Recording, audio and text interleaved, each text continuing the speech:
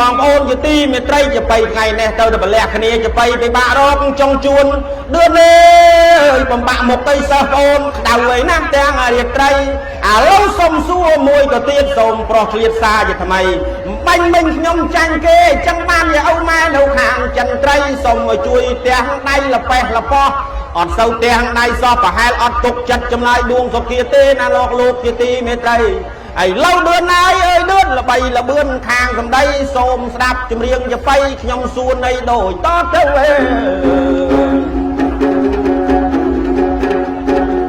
អាឡានមួយដឹកមនុស្ស30នាក់ពីស្វាយរៀងឈៀងអាគ្នេ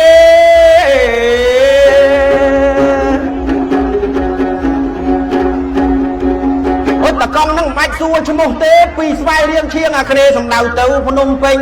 ខ្ញុំសួរឲ្យចេះវិញថាអ្នកជិះទាំង30នាក់សុំបញ្ជាក់ទៅតាចបៃថាចុះនៅស្វាយទៀតចំនួន10នាក់ក្រោលគោចំនួន10នាក់កំពុងតបែកចំនួន10នាក់ប្រុសគេប្រុសវលាក់ចាំស្ដាប់ចំនួនខាងឆ្វេងដៃអើយថាចុះកន្លែងណាច្រើនជាងគេសុំប្រុសរាយឲ្យដឹងអី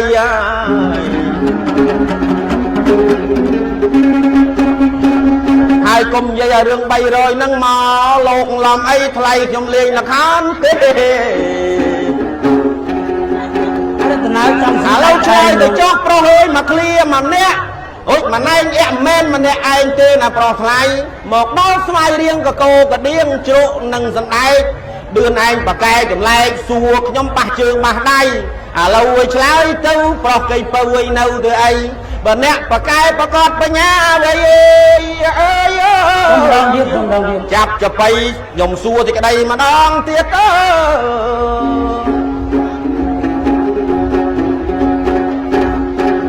អាឡានក្រុងមួយចេញពីស្វាយរៀងឈៀងអាគ្នេដល់កង់គេអត់ប្រាប់ឈ្មោះទេថាចុះនៅខាងស្វាយជ្រុំស្វាយទៀតចំនួន10នាក់នឹងខ្ញុំបាទក៏សូមបញ្ជាក់ថា10នាក់ទៀតចុះក្នុងក្រៅគោ3នាក់30សំទោសសួរខុសទៅហើយចងោបាបារកចុងជួនម្លេះលោកម្ចាស់ថ្លៃ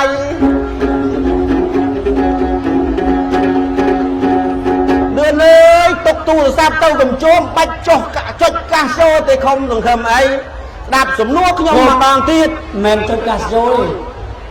ប្រាក់និវត្តន៍លូតចូល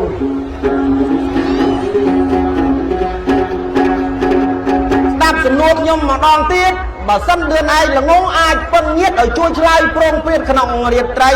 ថាឡានមួយចេញពីស្វាយរៀងទៅភ្នំពេញស្ដាប់ហើយកន្ធ្វើមាត់ស្ញែងថាចុះនៅ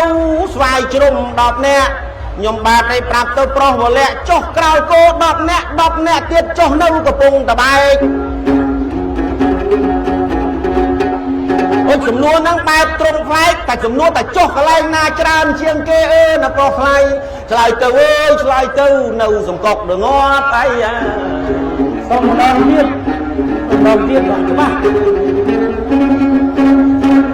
មិនដឹងអាណាប៉ិនសួរដែលទាំងរាត្រីចុងជួនទៅបៃងាយរត់ទេសុំម្ដងទៀតបងអូនឈប់បងអូនដាក់សំណួរស្ដាប់អត់ទេឥឡូវសុំម្ដងទៀតងាប់ខ្ញុំហើយអ្នកសុខហើយរៀងដាក់ស្ដាប់មែនទេសុំទៀតឥឡូវមួយអីខ្ញុំនឹងច្រៀងជូនអ្នកស្វាយរៀងទាំងឲ្យរាត្រីសវណ្ណនៃដឿនស្ដាប់ឲ្យបានជាថាឡានមួយដឹកជាមនុស្ស30នាក់ខ្ញុំសូមបញ្ជាក់សារជាថ្មីចុះនៅស្វាយទៀតចំនួន10នាក់នេះស្ដាប់ឲ្យបានជាក់កុំមិនសួយសារជាថ្មីចុះនៅក្រោលគោក៏10នាក់ដែរកំពុងតបែកណាមាសមេក៏10នាក់ដែរឥតមានតោះអីសំណួរសួរឲ្យអស់កាលាតែចុះត្រង់ណាច្រើនជាងគេណាប្រុសថ្លៃបើឆ្លើយទៅឆ្លើយត្រូវមិនសង្ស័យកកោកដៀងសាច់ជ្រូកជាន់3ជ្រក់សដែកចែកឲ្យហូបខ្លះបើអត់ទេឆ្លើយត្រូវមុខកញ្ញៅច្បាស់ជាកញ្ញោអូបងអូនអត់ច្បាស់បាទทำไมកាន់ជើងគ្នាគេសង្ស័យនៅស្រុកក្បែរគ្នាហើយបានជាចិត្តណចង់សួរខ្ញុំធ្វើបាបខ្ញុំអ្នកច្រៀងយបៃ បាញ់មិញថាច្រៀងអីញាប់គាត់នឹងឯចាប់ជាប់ឥឡូវខ្ញុំវើលហើយនៅតែស្ដាប់អត់ច្បាស់ទៀតលោកប្រុសថ្លៃខ្ញុំមិនស្ដាប់អត់ច្បាស់មែនទេដីតនេះស័ក្តិសិទ្ធណាស់កុំពឹងអីច្រៀងហ្នឹងឯងមុខចែដីបើដឿនឯងពិតជាមិនយល់មែនណាណែប្រុសថ្លៃស្បត់ឲ្យខំអត់ចេញមួយអាទិត្យទៅលោកអើយលោកច្បាស់ហើយបើខ្ញុំច្បាស់ជាបងប្អូនទៀត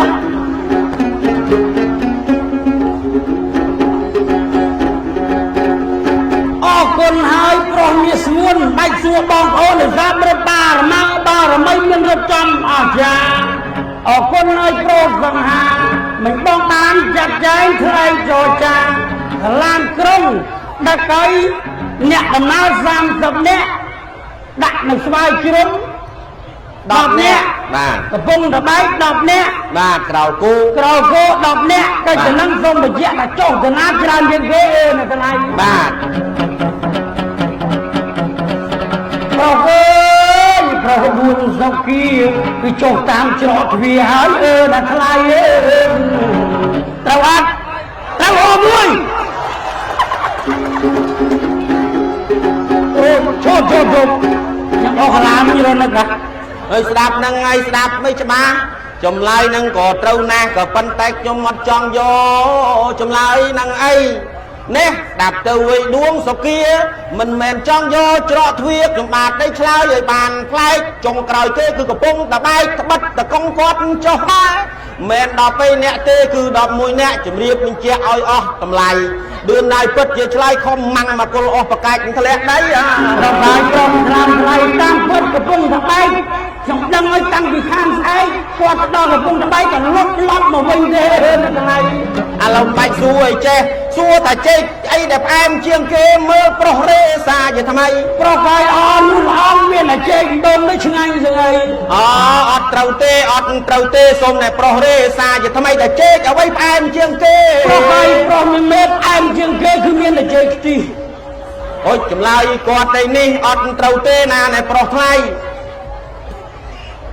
ចេកដែលផ្អែមហើយជាងគេចង់ដឹងដែរអញឬអីប្រកាសក្នុងខ្លាំងថ្លៃតើចេកអ្វីផ្អែមជាងគេចេកដែលផ្អែមជាងគេប្រុសបវរគឺចេកដាក់ស្ករហើយចេកទុំចេកខ្ទិះគាត់ឯងឆ្លើយនឹងអត់សំរុំបើអត់យកចេកទុំទៅស្ងោរទៅធ្វើខ្ទិះទេកុំពឹងអីចម្លើយនឹងអត់លុយថែមឆ្លើយតែចេកខ្ទិះនឹងផ្អែមខ្ញុំបាទអត់ថែមទេបច្ច័យនឹងដាក់ស្ករមែនឥឡូវចង់សួរមកដុំត្រង់ណាប្រុសគេកំឡាំប៉ាសុំឲ្យសួរសាជាថ្មីសួរឲ្យចេះមួយទៀតទៅចុះហេតុអីបានក៏យកចេកទៅចងមុខរោងការប្រុសគេប្រុសជីវ៉ាមើលអ្នកមានបញ្ញាសូមអ្នកសួរសាសូមអ្នកឆ្លើយសាជាថ្មីដាក់បានទេណាពៅហេតុអ្វីបានគេយកចេកទៅចងមុខរោងការឲ្យតែមាននៃលោកមេបាការកូនប្រុសនិងស្រីហេតុអីបានគេយកចេកទៅចងមើលសិស្សច្បងរាយសេចក្តីគិតទៅដើរកាត់សក់រៀងរងអីតែអង្គស្មារតីអត់ចេះចងចាំ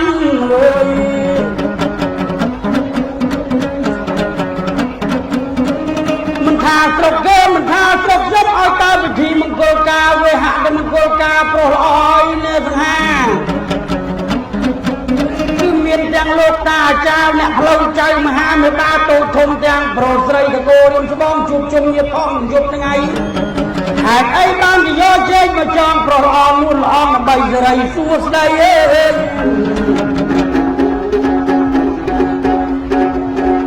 បងប្អូនអ្នកចិនត្រៃអត់ត្រូវទេកុំសង្ស័យត្រូវកាត់បច្ច័យហើយមកពេលហ្នឹងស្ដាប់គេអត់ច្បាស់ថាហេតុអីបានជាដូនតាយើងចាស់យកចេកទៅចងមុខរោងការបាទអូចមានអ្នកផ្លូវមានចៅមហាសំណួរគេសួរពីសាគាត់ឯងអត់ដឹងដល់អត់ដឹងមកភ័យ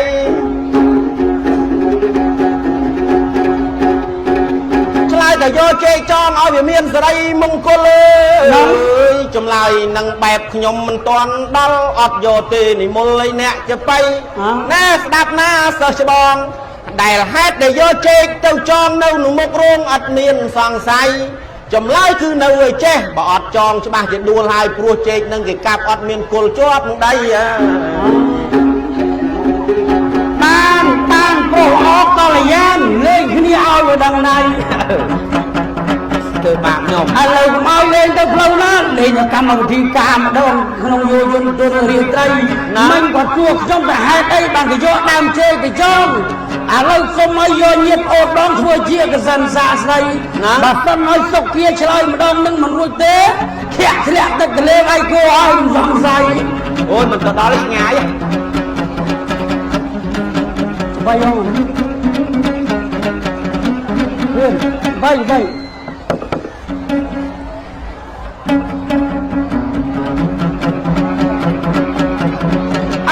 កុំឲ្យឆ្ងាយពីកម្មវិធីមង្គលការអញ្ចឹងបងប្អូននៅលោកគ្រប់រូបបាធ្វើជាកសិនសាស្ត្រីមិនសួរថាដើមជេងហេតុអីបានគេយកចំមុខរោងការឥឡូវសួរអ្នកប្រុសប្រាជ្ញអាចមានបញ្ញាខ្ញុំឆ្ងល់ចំជាអស្ចារ្យរោងការណាក៏ដូចជារោងការណាអញ្ចឹងប្រុសកាយប្រុសដាប់រោងការណាក៏ដូចជារោងការណាទាំងវិបាកតូចធំទៅកូនបាទ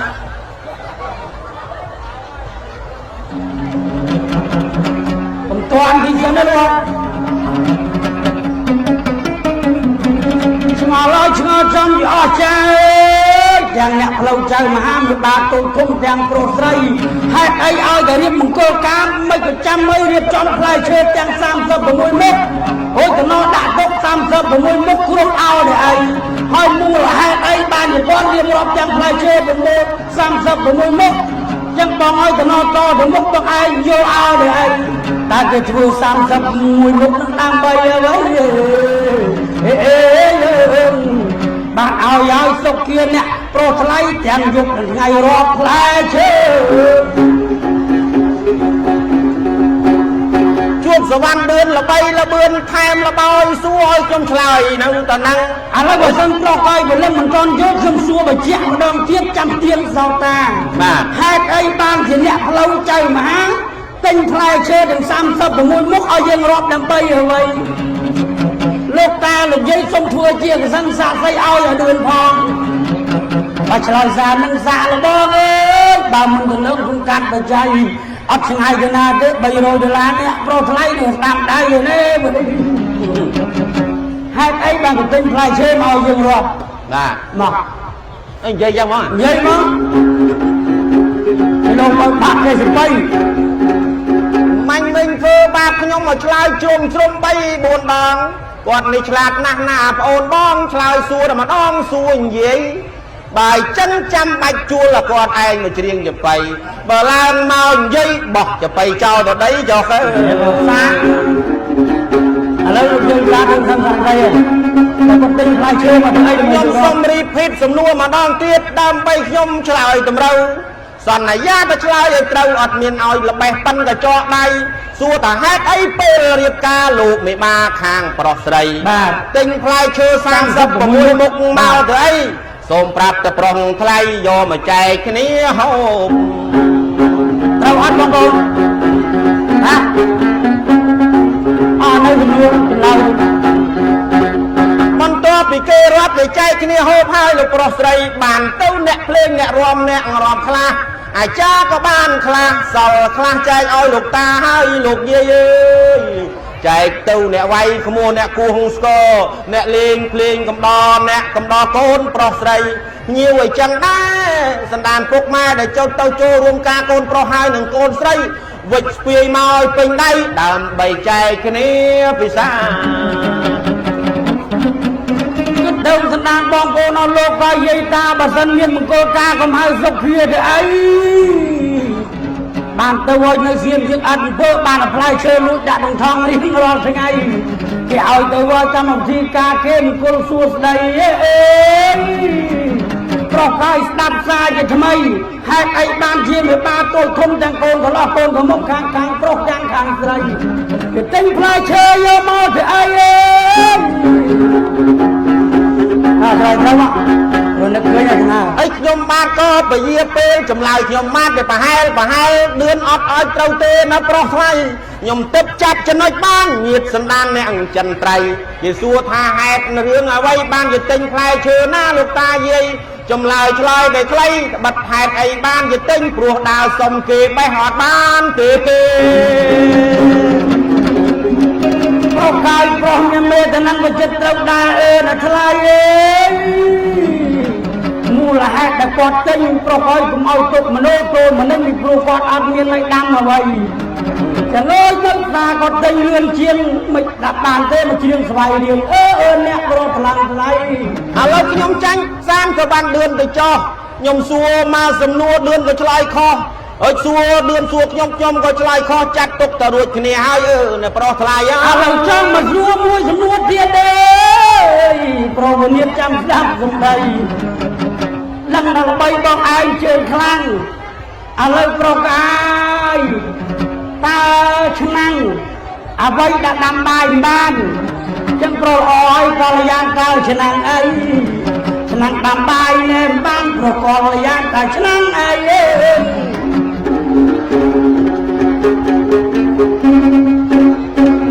ខ្ញុំសូមឆ្លើយកាត់មួយម៉ាត់ដោយខ្លីឆ្នាំងអីដែលដាំបាយអត់បានបែកទីតបែកតថ្លៃជំរាបទៅអើយអ្នកចបៃ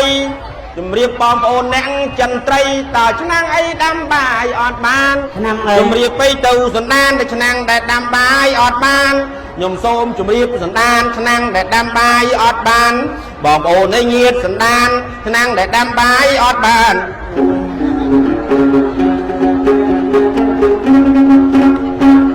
លឿនឯងក៏សួរខ្ញុំមកឆ្លើយជាសម្ដីសូមជម្រាបបងភីសគុណធីនិងបងគុណធីលឿនក៏សួរមកសុគាថាឆ្នាំងដែលដាំបាយអត់បានឆ្នាំងអីខ្ញុំសូមជម្រាបសណ្ដានតែឆ្នាំងដាំបាយអត់បានជម្រាបបងប្អូនយទីមេត្រី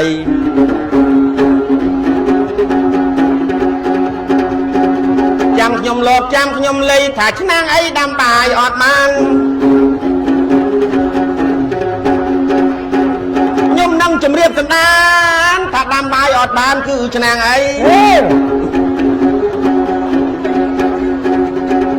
បងប្អូនខ្ញុំដឹងតែចេះហើយព្រោះបងប្អូនមានចំណេះណាស់មកចាស់ថ្លៃ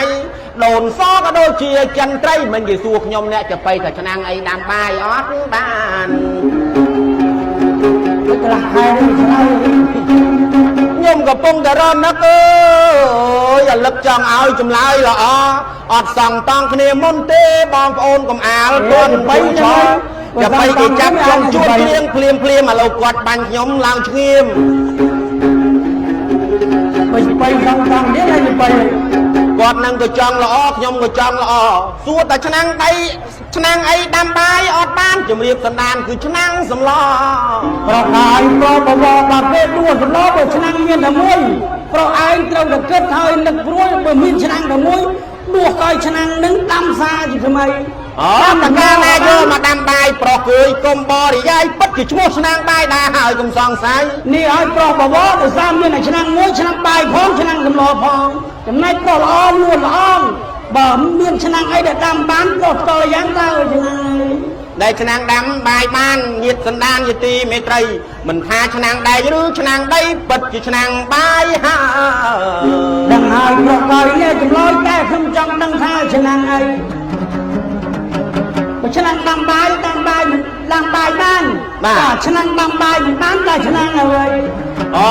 ជំរាបបងប្អូនកុំឲ្យជ្រេញគឺឆ្នាំងមិនទាន់ទិញណាដែលប្រុសថ្លៃពិតទៅឲ្យស្មានសុភាអ្នកប្រាជ្ញទៅបី